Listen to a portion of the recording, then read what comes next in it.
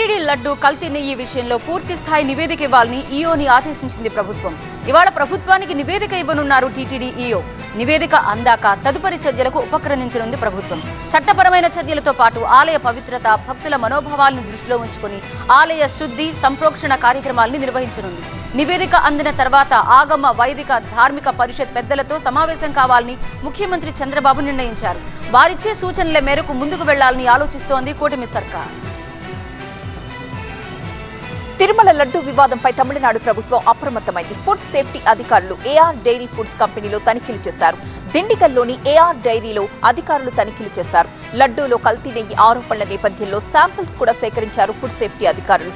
Samples ని సేకరించి lab కి పంపించారు. ఏఆర్ డైరీ నెయ్యి సరఫరా చేసే ఆలయాల ప్రసాదాల్ని పరిశీలించారు. పంపిణీ చేసే ప్రసాదాల్ని కూడా నిలిపేశారు. పవన్ కుమార్ ఈయన ముర్రా గేదెల పెంపకం చేస్తూ నెలకి 1,00,000 సంపాదిస్తున్నారు. వీరి నుండి నేర్చుకోవడానికి ఇప్పుడే ఫ్రీడమ్ యాప్ని డౌన్లోడ్ చేసుకోండి. మరోవైపు నెయ్యి వివాదంపై ఏఆర్ డైరీ సంస్థ వివరణ ఇచ్చింది. కల్తీ నెయ్యి సరఫరాపై టీటీడీ వివరణ కోరిందన్నారు. నెయ్యిలో ఎలాంటి కల్తీ జరగలేదని చెప్పామని ఏఆర్ డైరీ సంస్థ తెలిపింది. టీటీడీకి అన్ని వివరాలు అందించామంది. టీటీడీకి సరఫరా చేసిన నెయ్యిలో ఎలాంటి కల్తీ లేదని క్లారిటీ ఇచ్చింది. అందుకు సంబంధించిన ఆధారాలు తమ దగ్గరున్నాయని ఏఆర్ డైరీ సంస్థ ప్రకటించింది. పవిత్రమైన తిరుమల శ్రీవారి లడ్డూ ప్రసాదంలో కల్తీ జరిగింది అనే ఆరోపణలు అగ్గిరాజేస్తున్నాయి. దేశవ్యాప్తంగా హాట్ టాపిక్ గా మారాయి. ఇక నెయ్యిలో కల్తీ జరగడం వాస్తవమే అన్నారు TTD EO Shyamala Rao. Lab reports కూడా అదే ధృవీకరించాయని అన్నారాయన. మరికొద్దిసేపట్లో టీడీపీ కేంద్ర కార్యాలయానికి వెళ్లనున్నారు సీఎం చంద్రబాబు. ఆఫీసులో పార్టీ శ్రేణుల విజ్ఞప్తుల్ని స్వీకరించనున్నారు. లడ్డూ నాణ్యతపై రగడ రేగుతున్న సమయంలో పార్టీ కార్యకర్తలు సీఎం చంద్రబాబుని కలవనున్నారు. 100 రోజుల పాలనపై అభినందనలు తెలపనున్నారు నేతలు. ప్రకాశం జిల్లా వైసీపీలో మార్పులొచ్చాయి. వైసీపీ జిల్లా అధ్యక్షుడిగా బూచేపల్లి శివప్రసాద్ రెడ్డిని నియమించింది వైసీపీ. ఒంగోలు పార్లమెంట్ నియోజకవర్గ పరిశీలకుడిగా చెవిరెడ్డిని నియమిస్తూ వైసీపీ కార్యాలయం ప్రకటన చేసింది. ఒకరు పోతే ఇంకొకరు వస్తారన్నారు వైసీపీ అధినేత జగన్. పొరపాటున అధికార పార్టీలోకి వెళితే వారికి గ్రహపాటు తప్పదన్నారు జగన్. సత్యవేడ్ ఎమ్మెల్యే ఆదిమూలం కేసులో మరో ట్విస్ట్ చోటు చేసుకుంది. ఎమ్మెల్యే బెదిరించి అత్యాచారం చేశారని ఫిర్యాదు చేసిన బాధిత మహిళ ఇప్పుడు యూటర్న్ తీసుకుంది. పోలీసులకు ఇచ్చిన ఫిర్యాదులో తాను చేసిన ఆరోపణలన్నీ అవాస్తవమని హైకోర్టులో అఫిడవిట్ దాఖలు చేశారు బాధితురాలు.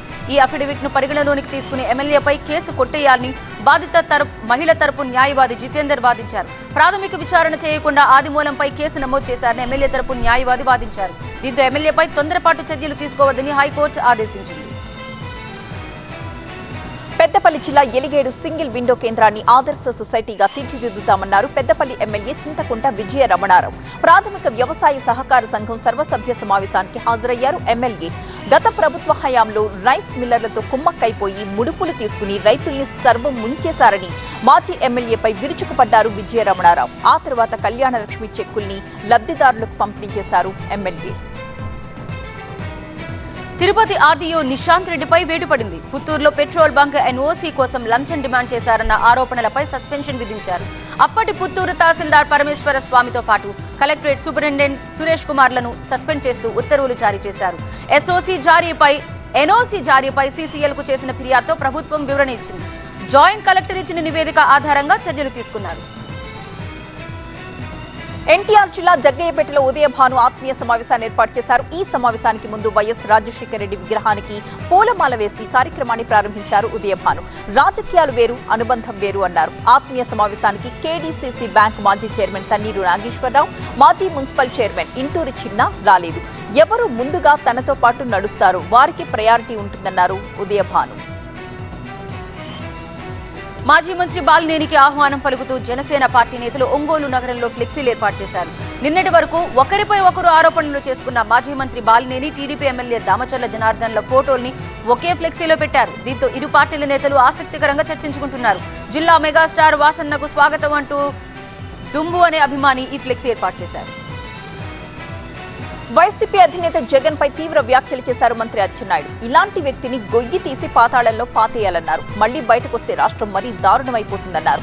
జగన్ 14 లక్షల కోట్ల అప్పు చేశారని, చంద్రబాబు లాంటి సమర్థుడు సీఎం కాకపోయి ఉంటే రాష్ట్రం వెంటిలేటర్ పై ఉండేదన్నారు అచ్చెన్నాయుడు. తెలంగాణకు మోస్తరు వర్ష సూచన జారీ చేసింది వాతావరణ శాఖ. ఉమ్మడి ఆదిలాబాద్, ఖమ్మం, వరంగల్, నిజామాబాద్ జిల్లాలో మోస్తరు వర్షాలు పడతాయని తెలిపింది. రాష్ట్రంలోని అన్ని జిల్లాలకు ఎల్లో అలర్ట్ జారీ చేసింది. గంటకు 30 నుంచి 40 కిలోమీటర్ల వేగంతో ఈదురుగాలులు వీచే అవకాశం ఉంది. జానీ మాస్టర్ ని కస్టడీకి ఇవ్వాలని పిటిషన్ వేయబోతున్నారు పోలీసులు. ఉప్పరపల్లి కోర్టుకు వెళ్లనున్నారు నార్సింగి పోలీసులు.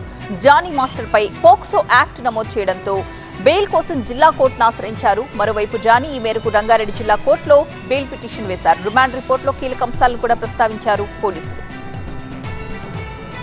విద్యార్థి ఉద్యమాలు, విద్యారంగ సమస్యలపై రాజీ లేని పోరాటం చేసిన జార్జి రెడ్డి వాల్ పోస్టర్లను భద్రాచలం డిగ్రీ కళాశాలలో ఆవిష్కరించారు. విద్యార్థుల హక్కుల కోసం, శాస్త్రీయ విద్య కోసం పనిచేశారన్నారు. 50 ఏళ్ల ఉద్యమ ప్రస్థానంలో ఎందరో విద్యార్థుల్ని రత్నాలుగా మార్చారన్నారు.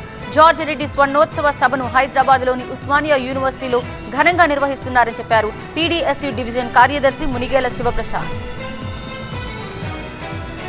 గంజాయిని కారులో తరలిస్తున్న ముఠాని భద్రాచలంలోని కూనవరం చెక్పోస్టు దగ్గర పట్టుకున్నారు ఎక్సైజ్ శాఖ అధికారులు.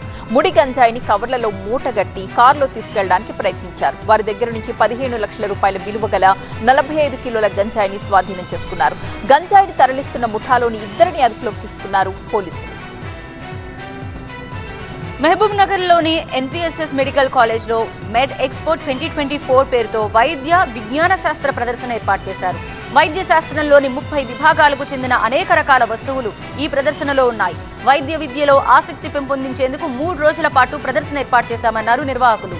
ఎన్సీఎస్ఎస్ వైద్య కళాశాల ఏర్పాటు 25 సంవత్సరాలు పూర్తి చేసుకున్న సందర్భంగా ఈ ఎగ్జిబిషన్ ఏర్పాటు చేశారు. పీపుల్స్ వా పార్టీ ఆవిర్భావ దినోత్సవంతో తెలంగాణ సరిహద్దు ప్రాంతాల్లో పోలీసులు నిఘా పటిష్టం చేశారు. నక్సల్స్ ప్రభావిత ప్రాంతాల్లో పోలీసులు ముమ్మర గాలింపు చర్యలు చేపట్టారు.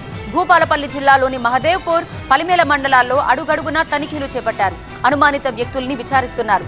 గోదావరిలో పడవలు నడిపే వారి వివరాలు కూడా అడిగి తెలుసుకుంటున్నారు. బంగాళాఖాతంలో అల్పపీడనం ఏర్పడుతుందని అమరావతి వాతావరణ కేంద్రం చెప్పింది. ఏపీలో రాబోయే 3 రోజులు కూడా బలమైన గాలులు వీస్తాయని తెలిపింది. ఇవాళ అల్లూరి, మన్యం, విజయనగరం, శ్రీకాకుళం జిల్లాలో ఒక మోస్తరు వానలు పడతాయి. ఉత్తర కోస్తాలోని పలు ప్రాంతాల్లో భారీ వర్షాలు అవకాశం ఉందని ఏపీ విపత్తుల నిర్వహణ సంస్థ చెప్పింది. ఉత్తరాంధ్రలో తేలికపాటి జల్లులు కురుస్తాయి. అర్ధరాత్రి వరకు ఇదే పరిస్థితి కొనసాగే అవకాశం ఉందని వాతావరణ కేంద్రం అంచనా వేస్తుంది. ఉమ్మడి వరంగల్ జిల్లాలో పలుచోట్ల ఉరుములు, మెరుపులతో కూడిన భారీ వర్షం పడింది. పంటలకు ఊహించని నష్టం వాటిల్లింది. కేసముద్రం వ్యవసాయ మార్కెట్ యార్డ్లో ఆరబోసిన మొక్కజొన్న వర్షంలో కొట్టుకుపోయింది. శనగపురం శివారు బగుతండాలో పిడుగుపాటుకు 2 గొర్రెలు చనిపోయాయి. వరంగల్ శివారు ఆరేపల్లి తాటి చెట్టుపై పిడుగుపడి మంటలొచ్చాయి. మహబూబ్ నగర్ జిల్లా అడ్డాకుల సమీపంలో జాతీయ రహదారిపై ప్రైవేట్ ట్రావెల్స్ బస్ బోల్తాపడి 1 మృతి చెందారు. 10 మందికి స్వల్ప గాయాలయ్యాయి.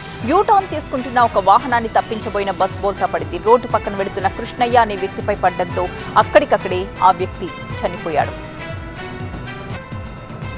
జైనూరు ఘటనలో న్యాయం చేయాలని కోరుతూ తుడుందెబ్బ ఇచ్చిన బంద్ పిలుపుతో ఉమ్మడి ఆదిలాబాద్ జిల్లా వ్యాప్తంగా ముందస్తుగా ఆర్టీసీ సేవలు నిలిచిపోయాయి. ఏజెన్సీ వ్యాప్తంగా స్వచ్ఛంద బంద్ పాటిస్తున్నారు. ఆదిలాబాద్, ఆసిఫాబాద్, ఉట్నూర్ డిపోల నుంచి బస్సుల రాకపోకల్ని నిలిపేసింది ఆర్టీసీ. జైనూరు ఘటనకు నిరసనగా ఆదివాసులు పిలుపునిచ్చిన బంద్ ప్రభావం ఇచ్చోడ మండల కేంద్రంలో కనిపించింది. వ్యాపారులు స్వచ్ఛందంగా దుకాణాలు మూసేసి బంద్ కు మద్దతు ప్రకటించారు. అవాంఛనీయ ఘటనలు జరగకుండా పటిష్ట బందోబస్తు ఏర్పాటు చేశారు పోలీసులు. నిర్మల్ జిల్లా భైన్సాలో డెంగీ కేసులు కలవరపెడుతున్నాయి. ఏపీ నగర్ కు చెందిన ప్రీతి కొద్ది రోజులుగా జ్వరంతో బాధపడటంతో స్థానిక ఆసుపత్రిలో చేర్పించారు. రక్త కణాల సంఖ్య పడిపోవడంతో మెరుగైన చికిత్స కోసం నిజామాబాద్ తరలిస్తుండగా మధ్యలోనే చనిపోయింది. ప్రీతి పీజీ ఎంట్రన్స్ పరీక్షకు హాజరు కావాల్సిన రోజే మృత్యువాత పట్టడంతో కుటుంబ సభ్యులు కన్నీరు మున్నీరుగా ఉన్నారు. నాగర్ కర్నూలు జిల్లా ప్రభుత్వ ఆసుపత్రిలో భద్రతను గాలి కుదిలేశారు అధికారులు. జిల్లా ఆసుపత్రిలో వార్డుకు కుక్కలు తిరుగుతున్న సిబ్బంది ఏమాత్రం పట్టించుకోవడం లేదు. ఇటీవలి కాలంలో పిచ్చి కుక్కల దాడితో ఎంతో మంది ప్రభుత్వ ఆసుపత్రిలో చేరుతున్నారు. దీంతో కుక్కల్ని చూసి పేషెంట్స్, వారి బంధువులు ఆందోళనకు గురవుతున్నారు.